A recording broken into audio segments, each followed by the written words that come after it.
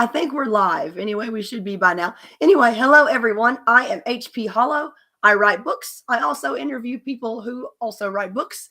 And today I am interviewing my husband, who just released his first solo novel with Bain Books. So congratulations, Jacob. Thank you. As you can hear in my best Aquafina impression tonight. So Jacob, there might come a point where you have to carry this with your own charm. So Oh no, we're doomed. We are absolutely doomed. We are. Oh my gosh, it's gonna be a night, you guys. Jacob, if I happen to actually lose my voice, I will ask you questions in the chat, and we will work at it from that way. But anyway, hello everyone. I'm gonna have Jacob introduce his book and everything in a second. It is the DYSON File, which is book 5 in the Gordian Division series. Before we get that started, though. I want to say we are once again giving away a free signed copy of the DYSON File. If you're interested in winning one of those, go to the little form inside the event description. I'll also put the link in the chat. Also, since it is Veterans Day today, first of all, a great stuff's falling behind me. Oh my gosh. First of all, a great thank you to all of our veterans. Thank you for your service. As an additional thank you, we are giving away additional signed books to veterans. So there's a little button in the form for you to click if you are a veteran. So just fill that out. Dazzle, what are you doing? We have a new cat. He's being very exciting. Anyway, if you're a veteran, mark it in the form, and we will draw an extra book from amongst our veteran viewers. So let me get this going. And Dazzle, we might have to kick you out. Anyway, those of you, you have probably noticed that we have a new background guest. His name is Dazzle, and he is chaos. And if he is too chaotic, he might actually end up getting booted from the room. So, excuse me for a second. Sir. In perfect Dazzle character, he was trying to eat a thumbtack. All right. So now we got the DYSON File. So Jacob, tell us what it's about. So the DYSON File, as you said, it's book 5 in the Gordian Division series, which most of those books are co-authored with David Weber. And the file books within the Gordian Division series are sci-fi police procedurals. So they star Detective Isaac Cho and his somewhat trigger-happy deputy special agent Susan Cantrell. And he has reasons for it, though. Yes, there are reasons. So Isaac of the pair, Isaac is very much the methodical, by the book detective. He's very he's dogged and relentless in his pursuit of justice. And Susan, Special Agent Susan Cantrell, since her background is in counterterrorism ops, she tends to gravitate towards blowing up her problems. Mm-hmm. And so they are the two characters I have had the most fun writing ever. And this is the third book in the Gordian Division series to star them. And David let me fly solo for this one. This one starts with what appears to be the suicide of a high-profile engineer. The engineer is involved with the DYSON Realization Project, which is a project that will tear apart the planet Mercury to create a solar collecting megastructure. And the suicide is initially treated as a potential homicide, and detectives are sent in to evaluate the situation and find that things are amiss. And the more they look at the matter, the more they find to be amiss. And it takes them to many eccentric parts of the setting. That's actually one of my favorite parts of this one because you get to see some genuinely weird and almost whimsical elements of the society, and we can talk about some of that later. The first thing I want to ask you though is, you mentioned that Isaac and Susan are amongst your favorite characters to write. What makes them in particular some of your favorites? They have a really fun dynamic. So first of all, they there's the contrast between the two.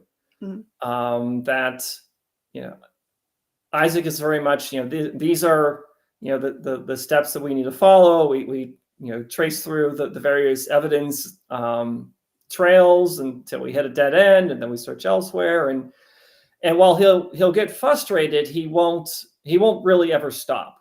In fact, I kind of this may be in one of the books where his personality is that if his boss were to try to pull him off of case, he would very mournfully say, but it's not, I'm not done yet. I haven't found the criminal yet. So that's his relentlessness and his thoroughness are kind of his superpowers. Susan, on the other hand, she tends to approach matters. First of all, she's not experienced as a detective, and she's kind of learning, primarily learning from Isaac.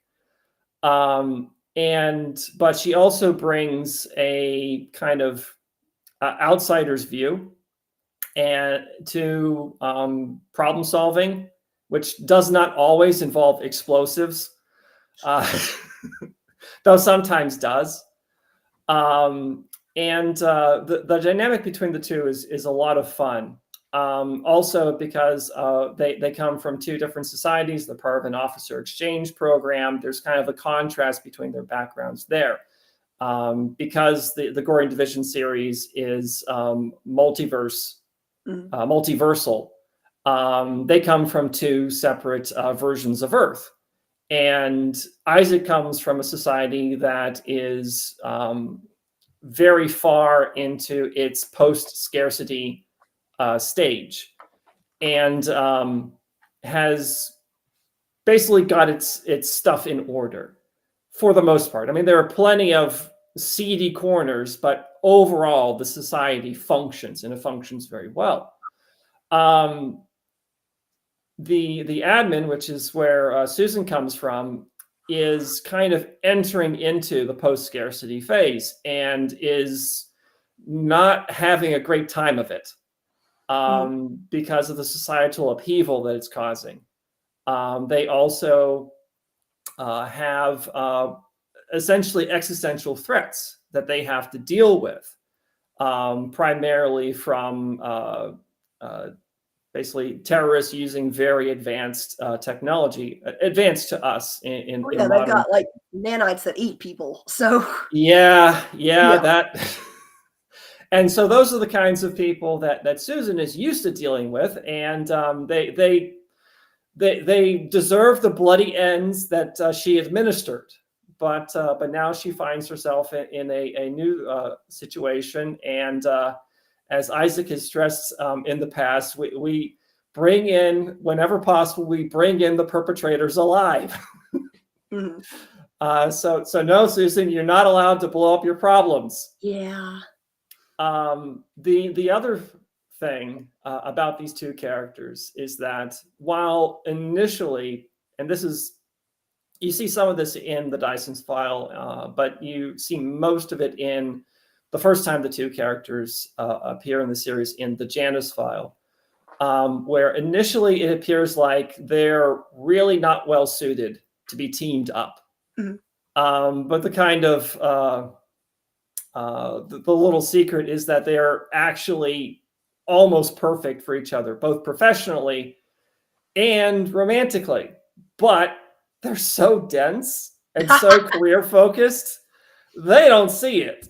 I love that about them, though, because you get little nuggets that they might start noticing each other, and then a murder happens or something.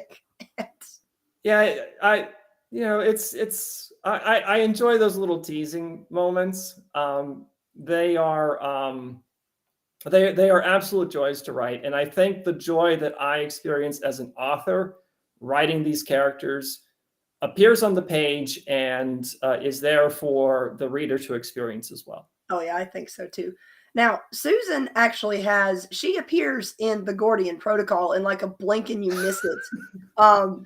So she's actually in, I checked, Is. she's actually in 2 scenes. Is she? Okay. Yes, she is actually in 2 scenes. Had you planned to develop her as a character at that point? Or did that come after? Did that come later when you? No.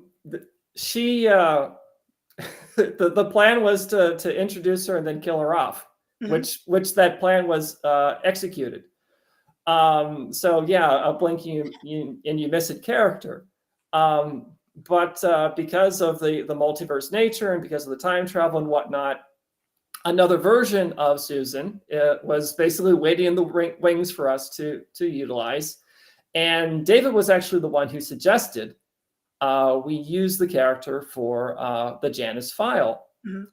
And I am very grateful for his suggestion because I didn't really, the character as she appeared in the Gordian Protocol is very much consistent with the Susan that readers meet later in the series. But as an author, she was not nearly as fully formed a character. You were really only seeing like one aspect of her personality in those scenes, and that's kind of combat frame. Yes, yeah. I mean, she was, her connectome, the neural map of her mind was inside a heavily armed death machine, which sometimes also happens in the file books, as she can transfer from different essentially her general purpose synthetic body to more specialized combat frames. But no, that was actually something that it came about as we got deeper into the series, and I had the Janus file went through in terms of planning, it went through 2 major revisions, and the first one was very much set up to be a thriller rather than a police procedural. Right, I remember that. And we turned in that proposal to Toni Weisskopf, and she said, "I want a police procedural. This is a thriller. Jacob, go read 87th Precinct novels. Ed McBain, go check those out. Read about 10. Come back." I'm like, okay. And then I started reading the Ed McBain's 87th Precinct novels, and I'm like, aha! I now understand. Yep. What Toni wants from us for the 3rd book in the series, and I fell in love with police procedurals, and so it was a surprise because I don't think you ever anticipated like no, I didn't, but it actually mysteries mesh very well with my writing style. And I actually do more planning for the file books than I do for any other type of book that I write. Really? Because, first you have to design the crime, and you have to design it in detail. And then you have to design, I have to design the investigation, how the mystery is unraveled. And that takes a lot of effort to get all those pieces in order. But once I have that, actually plotting out, the scene by scene outline that I create before I actually start writing comes together fairly quickly. But those first 2 steps are quite involved. And sometimes I'll hit a point in like the design process, like, I need to rethink this because this is not working out. But yeah, the fact that I am very much a planner rather than a pantser meshes very well with police procedurals.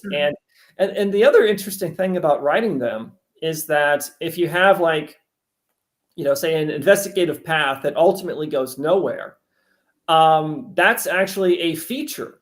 That is a red herring. Yeah. It's expected in the genre. It's like, wow, I can have scenes that end up going nowhere, and this is considered a bonus rather than detracting from the book. This is awesome.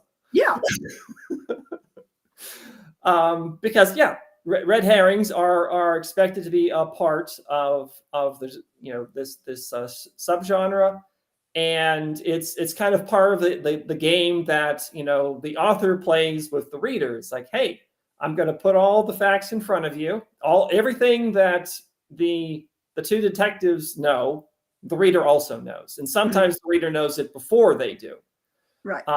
And then there comes a point in each of the file books which there's a sort of little wink to the reader. It's like, hey, the detectives have figured it out.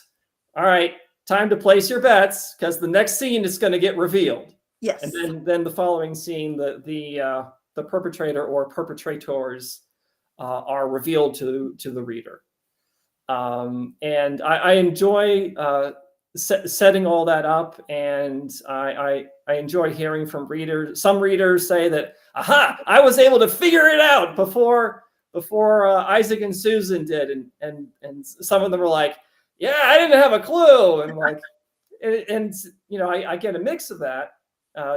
David and I, because obviously he's involved with the other two file books, and it's like, if I'm getting a mix back, then it's like, okay, all right, I think we did well.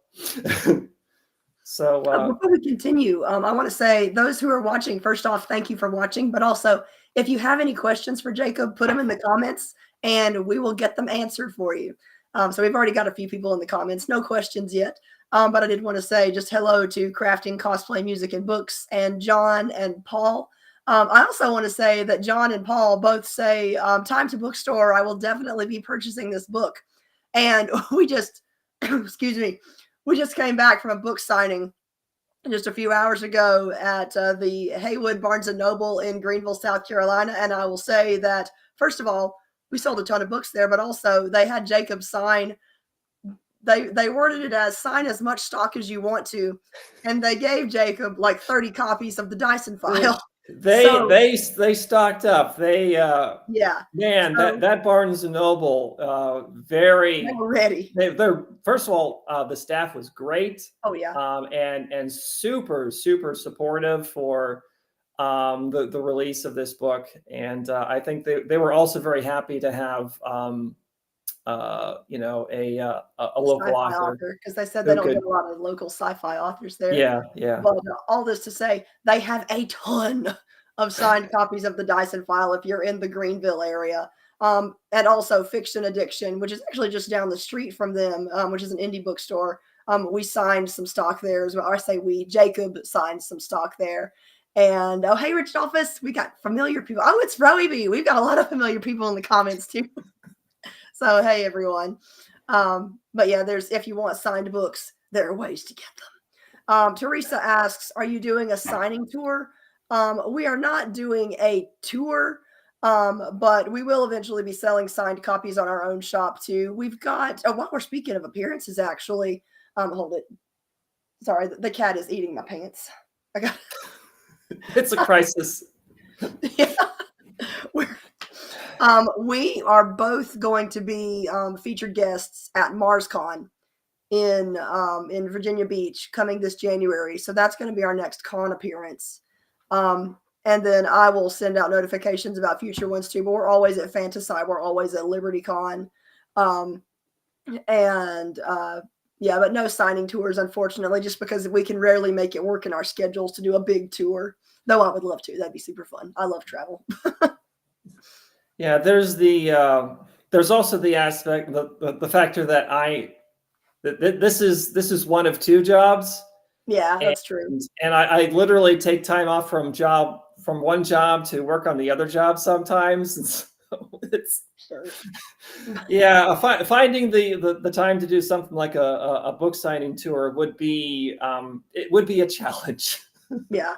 And Robert says, love the series. Very excited to see it continue. Please let us know if you get anywhere further up the East Coast. That is our aim. We would like to do more appearances as the series continues and as we have more books out. But right now it's just as good. Sir, he's biting my neck. Speaking of the series continuing, Yes. David and I have been working on the content edits for book number 6, the Thermopylae Protocol. And we've seen some tentative cover art too, right? Yeah. Yes. Yeah. I think that's another Kurt Miller cover. Yeah. Yeah, it's another Kurt Miller cover, and it shows an admin time machine over the moon and nukes going off on the surface of the moon. And there are some very good reasons why that ship is angry at the moon. So this one is another large scale one that goes back to the original branch of the series. Yes and no, because the Thermopylae Protocol actually features the main cast of both the protocol books and the file books. So Isaac and Susan are in this one and do contribute to resolving the existential threat of this particular protocol novel. No, that's cool. So people who have read all 5 get a little bit of reward in this one. I haven't actually read this one yet. I usually read all of Jacob's books before he submits them, but we just had so much schedule craziness going on between both of our writing schedules that I just didn't have time to do it this time. So I'll be as surprised by you guys by the Thermopylae Protocol. Yeah, I think that one is it's slated to release in June of next year. I think like June 4th, I want to say, but I'm not entirely certain. But it's early June. Yeah. Do we have a release date for your next solo novel yet? Is that no, we do not. Okay. We'll talk about that one later. But Jacob has another novel in the works that he just turned in. So many books always happening in this house. It's sometimes a challenge that, I've got a book releasing now, but I've been working on other novels and I have to kind of shift my focus. It's like, okay, which novel is this again? It's like, yep. So here's a question for you. Now, this is your first solo novel, both for Baen and in the Gordian Division series. How was the writing process different from working with David on a novel in a universe that is still a collaborative universe ultimately? So as the Gordian Division series has progressed, David has been kind of giving me more and more freedom to, kind of do my own thing. And the Janus file and the Velto file, the vast majority of those books, I wrote the first drafts on. Mm-hmm. We collaborated on, plotting out the books, but I did the bulk of the principal writing. So it wasn't a huge leap to go full solo in this book series.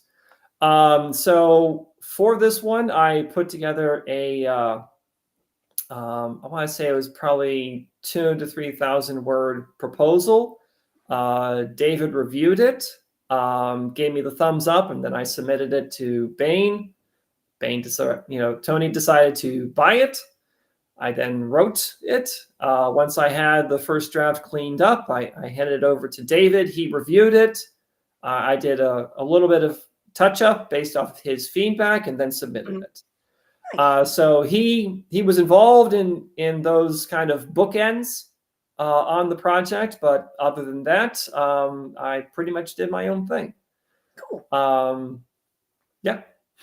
Now we know that you two work together on Thermopylae coming out. Do you plan to do any further collaborations in the file books, or are those solo Jacob Holo novels from here on out?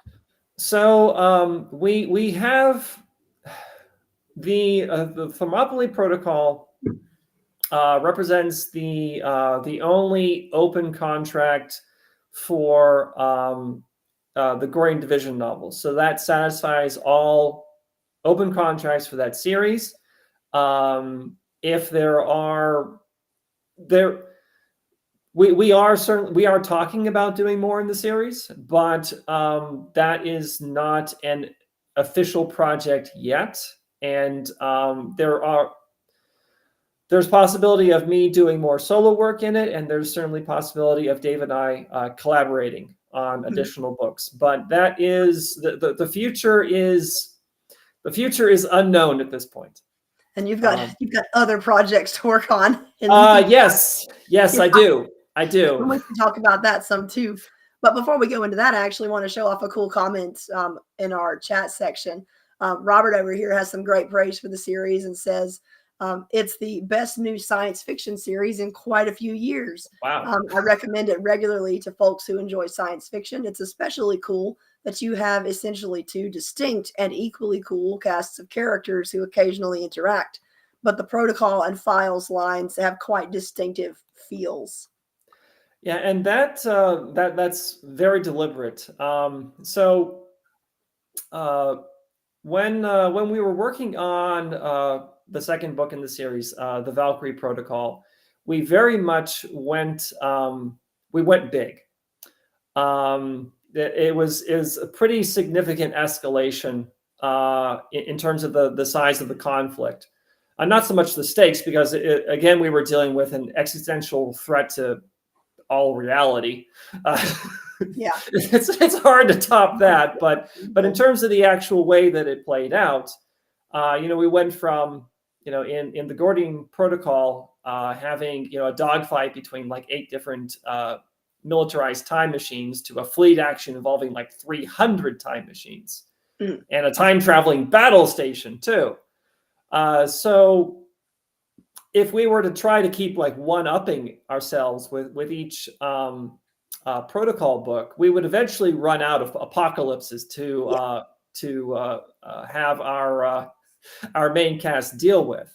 So it made sense for us to kind of, instead of trying to like continuously one-up ourselves, to kind of have sort of like a sine wave and have more more tightly focused, more intimate storylines, and that is part of the reason why we have the protocol books and the file books as two sort of sub-series within the overall Gordian Division series. I think that works out really well. One of the really nice things about the file books is that because we're not dealing with like, oh my gosh, it's potentially the end of our reality, we need to deal with this problem. There's breathing room to learn a lot more about the setting and the people. And I think that Siskov and admin as societies comes across very vividly in the file books, more so than in the protocol books, because the stakes are just so high. So that's what the characters are focused on. Oh, you're finished. Okay. Sorry. Dazzle's trying to drink my drink. Sorry. This is life with Dazzle, you guys. There's always interruptions and always chaos and always bites. All right. I had another question for you, but it fell right out of my brain because of Dazzle. But we do have a question from Rich Dolphus, who says, I feel like I asked, but I've forgotten. Jacob, have you ever considered writing in the gamelit / lit RPG genre?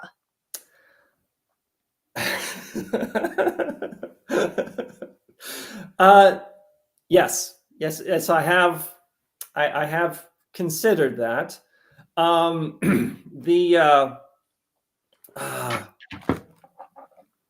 In my copious amounts of free time. Yeah. It's so one of the places where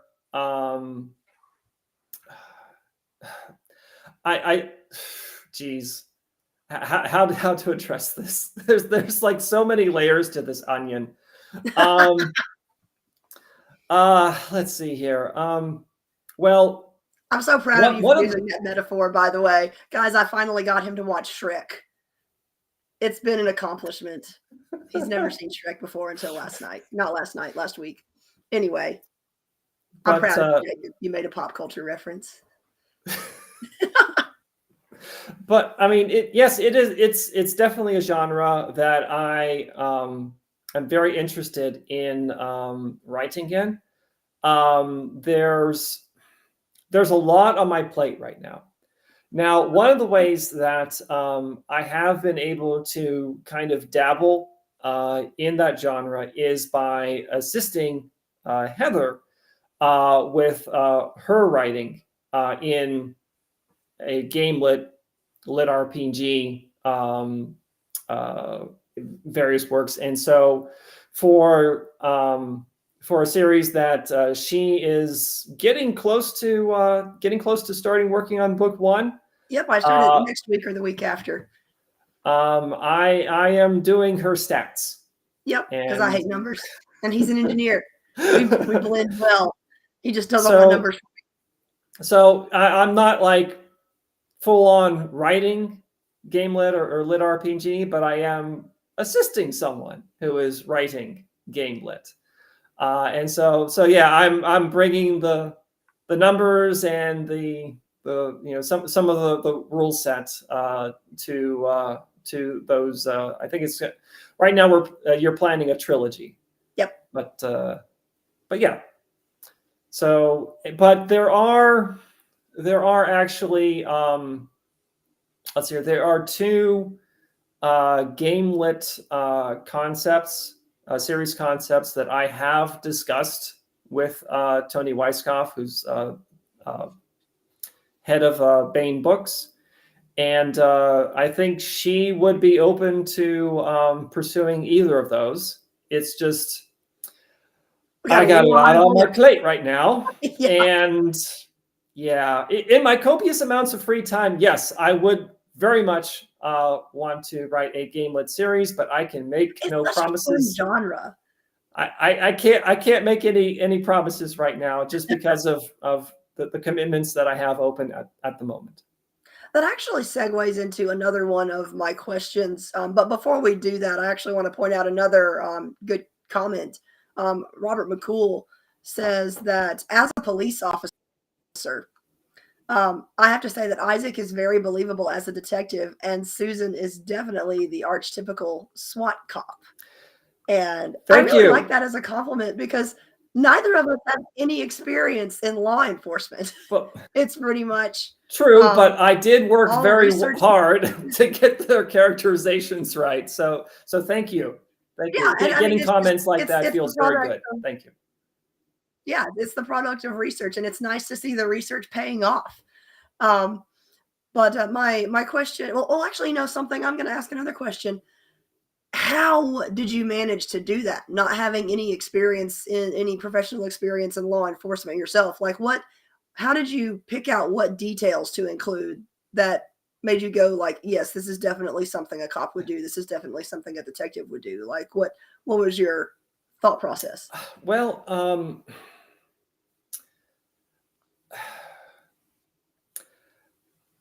the Ed McBain novels are really, really good, and I absorbed a lot from them. And really, that was that style of how those characters approach the problems that they're faced with. A lot of that DNA ended up with primarily with Isaac and with the Themis division as a whole. As far as Susan's characterization, there wasn't a whole lot of research on that aspect. It just I went with what felt right for her character, and your instincts were good. Yeah. So yeah, but Isaac was there's a lot of 87th Precinct DNA in how Isaac approaches his cases. Now I want to go back to the question I was going to ask before. Speaking of game lit and lit RPG, there's a really these aren't gaming novels. Well, with the exception of perhaps the second one, which is set at an interdimensional gaming tournament. But there is a gaming undercurrent, and like some of the characters are gamers. You sometimes see them playing their world's equivalent of Far Future D&D or their equivalent of Mech Warrior and stuff. And I was curious. Well, I guess I already know the answer because I live with you. But for those who don't live with you, why is it there?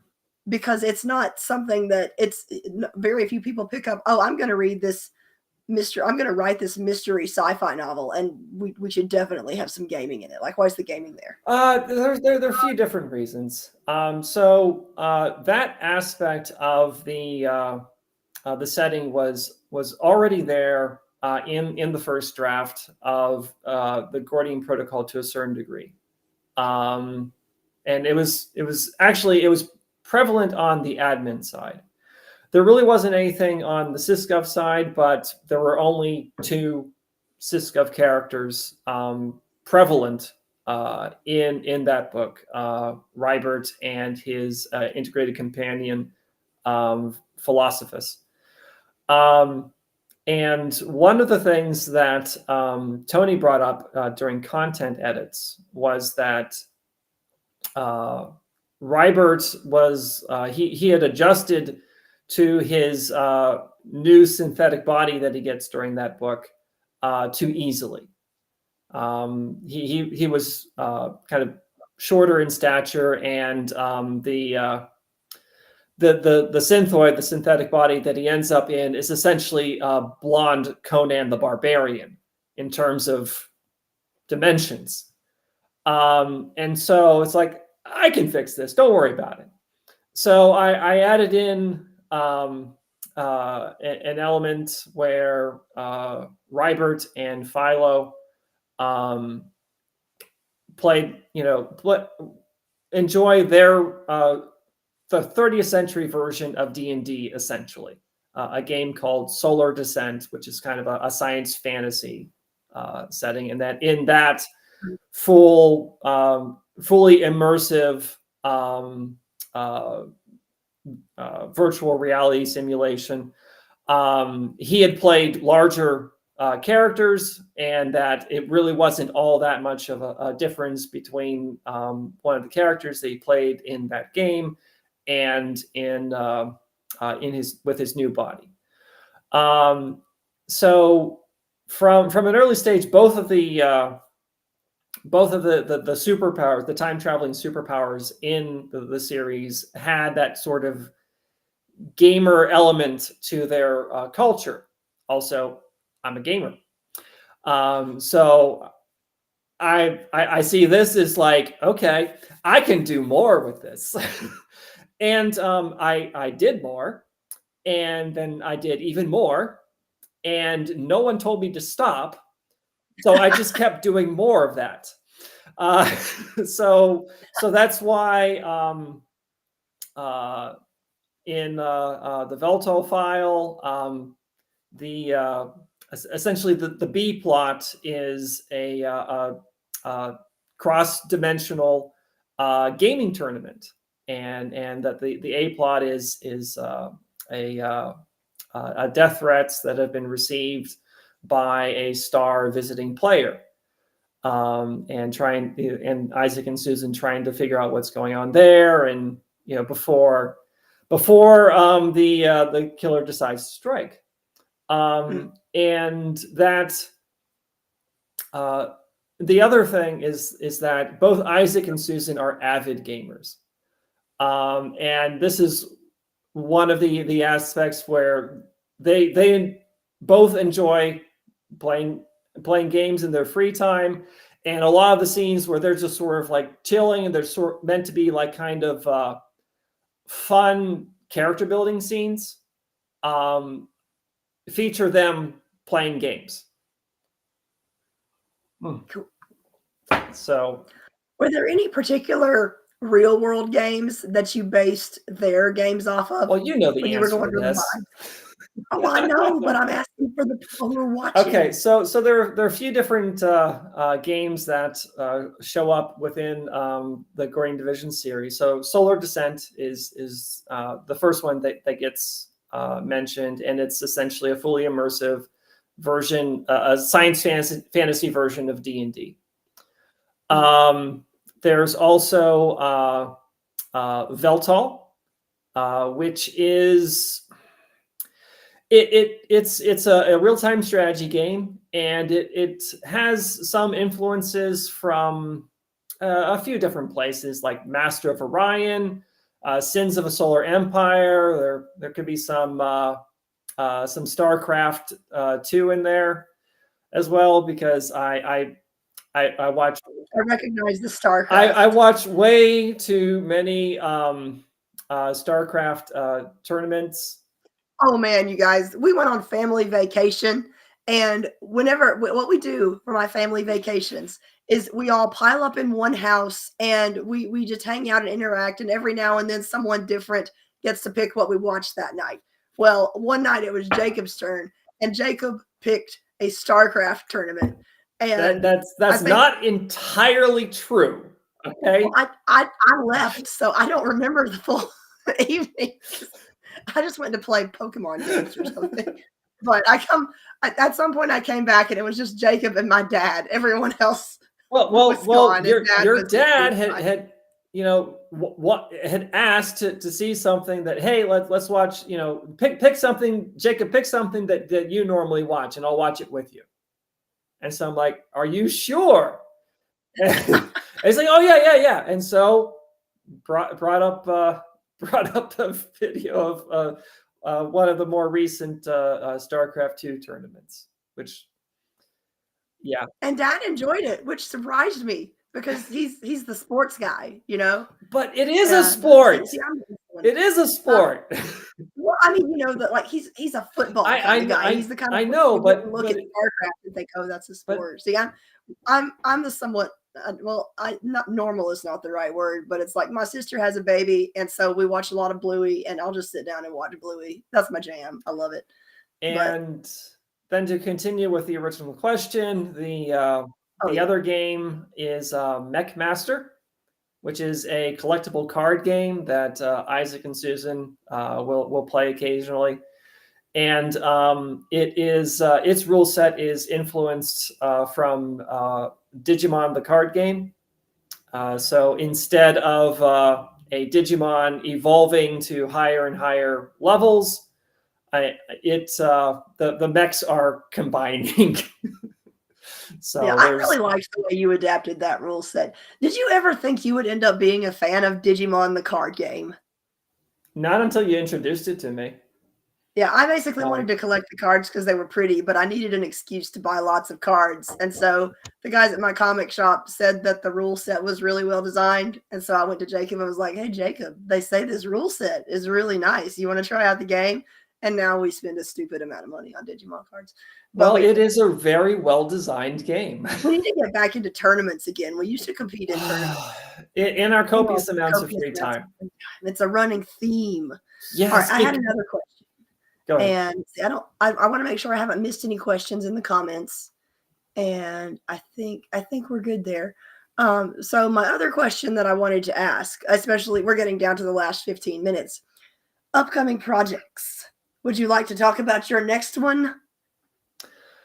All right. So we already touched on one of them. So Gordian Division 6, the Thermopylae Protocol. Dave and I are working on the content edits. We're pretty close to being done with that and turning it in. My next solo novel from Baen Books doesn't have it's not in the release schedule yet, I don't think, but it is called Freelancers of Neptune.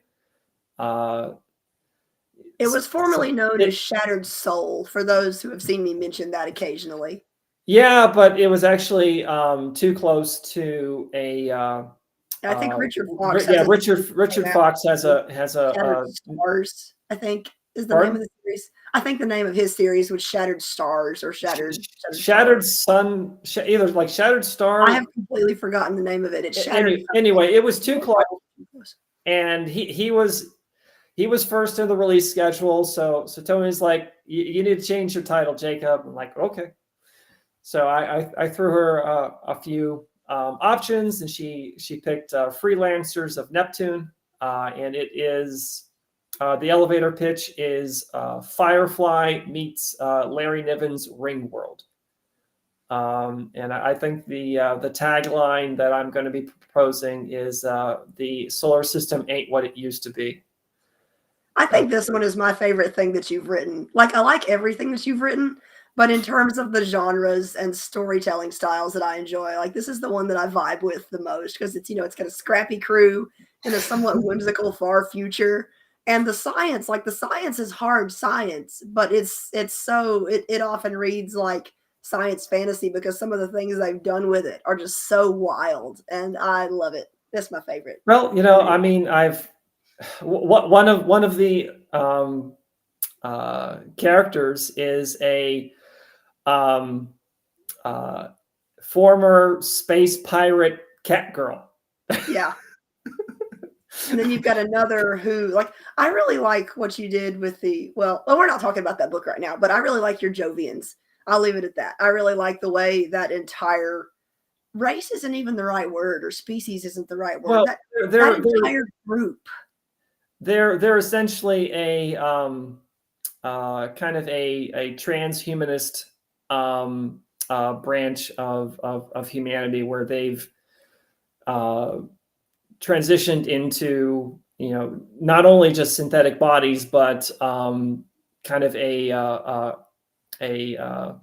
mental copying. So a single person is occupying multiple bodies. Mm-hmm. It's really cool. Oh, we actually have a good question from John. Is it related to the Dragons of Jupiter? No, it is not. The Dragons of Jupiter is, yeah, I can see where that could be confusing, and I'm sorry, but for those who have only discovered Jacob through this series, the Dragons of Jupiter was the very first book we released. And by the way, you can get it free for signing up on our newsletter. So go to our website at holowriting.com and do that, and you can get updates and stuff. But there was a point where you were considering writing a sequel to it, but it's one of those projects where it's because there's so much else to write and other contracts in the works, it's kind of fallen by the wayside. Yeah. And you can continue because my throat is going. Jacob. Yeah, unfortunately, the sequel to the Dragons of Jupiter has gotten shelved underneath a pile of other commitments, and it's I don't know if I'm ever going to dig deep enough to get back to that, to be perfectly honest. So the other project that I'm working on is another collaboration with David Weber, and also involves Tom Pope, who is Tom is the editor for the Honor Harrington series, otherwise known as the Honorverse. So David and I will be doing we are basically in the early planning stages for a trilogy of novels set in the Honorverse. So yeah. Yeah. Yeah. How does it feel to be potentially writing in the Honorverse? Well, pretty darn good. Did you ever expect you would end up doing that? No, I did not. I did not. Your writing journey, or both of our writing journeys, have been a wild one. Well, I mean, it's kind of funny how some of this shaked out. So one of the things about the GORDIAN Division series, and I know a lot of people have already heard this story, but it's a good story. So I'm just going to tell it again. I had originally, when David proposed that we write that series together, what he didn't know is that I had once sworn that I would never, ever, under any circumstances, write time travel. And so, of course, my response to him was, "Well, yes, David, I think this is a wonderful idea." And now we're wrapping up book 6 in the series. And the first time that David asked me to write in the Omniverse was actually for one of the anthologies. The anthology, this is a future anthology. There isn't a contract for it yet. It's sort of like, it's kind of being planned at this point. And I almost turned him down. And then your wife said, well, and that was it. And part of it's because I have a tremendous amount of respect for the Omniverse. I feel that the Omniverse is the best constructed science fiction setting ever. Not currently being written. I think it's the best constructed science fiction setting of all time. And because of the amount of respect that I have for the setting, I was very, I was doubtful of my ability to write in it to the level of quality that I felt it deserved. Mm. And so initially I was, and part of it is also being a reader of a series and essentially being like a visitor to that series through books, and writing in a series are two very, very different beasts. So I was hesitant, and Dave was like, "Oh, don't worry, we'll hook you up with Tom Pope. He'll bring you up to speed, and give you access to all the background files. Tom Pope is amazing. And his knowledge of the Omniverse is incredible." And I'm like, okay, David, sure, no problem. You clearly want me to, write in the next anthology. Yes, I will write in the next anthology. And but I was still, very, nervous about the thing. But then I had my first conference call with Tom Pope. And at that point, it clicked.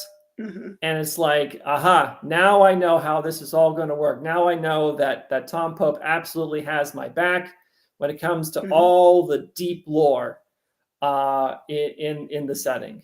And then my confidence level went up considerably. Mm-hmm. So yeah. You had a lot of fun working on it too. Oh, Tom is Tom and I are like two peas in a pod. We just understand each other. We immediately got each other. We were like very quickly went from meeting for the first time virtually to being very good friends. Mm-hmm. Yeah, it's been fun I'm always lurking in my office whenever you guys have your meetings, and so I can hear the discussion going back and forth, and it's been fun to watch the new series develop and listen to the new series develop just as a spectator in the same house. It's going to be a good series. And Teresa says, "I'm excited to read your addition to the Omniverse," and I'm excited too because I have a great Tuckerization in it that I'm looking forward to. You cannot reveal it yet. I know. I'm just okay later. There's a funny story behind it though. Can I tell the first part of the story? Sure. Go ahead. Okay. And I believe it's the DYSON file. It's one of the file books. It's Janice. It's Janice. Okay. Well, anyway, there is a section of the book where there's reference to a giant lake of methane on some kind of planet. And he joked that he was going to name it Lake Heather. And I was totally on board with this just because I think it would be hilarious to be named after a lake of farts in a novel. And then I read the novel and he didn't do it. And I got so mad that there wasn't a Lake Heather fart lake. And I've held it against him ever since. And so he decided to make up for it by including my name as a character in the upcoming series, and he's told me what's going to happen to my character, and I very much approve. So you did good, husband. So let's see here. We have some questions from Robert Kelly. First off, he asks, could you let us know which bookstores have the extra signed copies? And had you said something about being a vet at the beginning of this? So first, I'll answer the vet one first. We're doing a signed book giveaway. To enter it, go to, I actually need to put the link in the comments, excuse me, Dazzle, but there's on the event description, wherever you're watching, the link will be there, but I'm also about to put it in the comments. Fill out that little form. There's going to be a little radio button for you to mark if you're a veteran. We're giving away extra copies to, or we're entering veterans in for extra copies. So, or my brains are not working, and Dazzle is chewing on me. As I understand it, we have two books we're giving away instead of one this time, and one of the giveaways will be for veterans only. Yes, there we go. So that is much more efficiently said. Thank you, Jacob. As for the bookstores that have the extra signed copies, the Barnes & Noble on Haywood Road in Greenville, South Carolina, has some. There's also Fiction Addiction, also in Greenville, South Carolina, that has the extra copies. And then we also routinely keep copies of all of our stuff, indie and traditional, stocked at Tangled Web in Spartanburg, South Carolina. They don't have copies of the DYSON file yet, but they will be getting them at some point. So, but for right now, the Greenville ones are the ones that have signed copies. And I believe that Fiction Addiction allows you to order them online as well. So, and then we also have a shop. They're not on our shop yet because everything is slow for me and I run our shop. But we have a Shopify shop that you can access at store.holowriting.com. And I'll put that in the chat as well, where you will eventually be able to buy signed books there. So I'm going to put links in the chat right now. And we are actually getting pretty close to the end. So, Jacob, do you have any other stuff you'd like to add before I wrap us up? I'm typing. Really. Okay, 1 second. You make some interesting noises. I got to look up a thing. Make some interesting noises. Okay. I mean, really, we've. Okay, I put links in. All right. So, okay. So, Dazzle, what are you doing? Dazzle is very chewy tonight. So, anyway, that's something that we're trying to get him to. Yeah, you're trying to doing. Yeah, he's 11 weeks old, and he's a little bundle of chaos, and now he's chewing on his own tail. Like, what the heck, cat? He's very well behaved most of the time, but he does like to chew on people and also step on my face when I'm trying to sleep. So that's something we're trying to train out of him. But let me take this off here. And all right, so it is 8:59. So I'm going to start wrapping us up. Thank you, everyone, for watching. Again, if you want to try to win a signed copy, please go to the link in the comments or on the event description. Fill out the little form. We will select a random winner, one random non-veteran, one random veteran, and get that to you signed ASAP. We are both, the DYSON file can be found everywhere good books are sold, and at the various bookstores we've been discussing, which is kind of in that same category. Man, I'm tired. It's been a day. It's been a long day. It's been a long day. It was like a 4-hour book signing. It was a whole ton of fun, but it's also one of the reasons I'm losing my voice, because I chattered the whole time. And so we're going to be appearing at MarsCon. We're going to be at Fantasy and LibertyCon next year. There's another one, but I don't think we're officially guests at it yet. But anyway, if you're in Texas, we are very, very likely going to be at PCon next year, which I love that con name. I'm going for the name alone. But I think any other book release news, we already covered that. Yeah, I think we have covered all the important stuff. So once again, thank you everyone for watching. Jacob, do you have any final words for everyone? No, I'm out of words.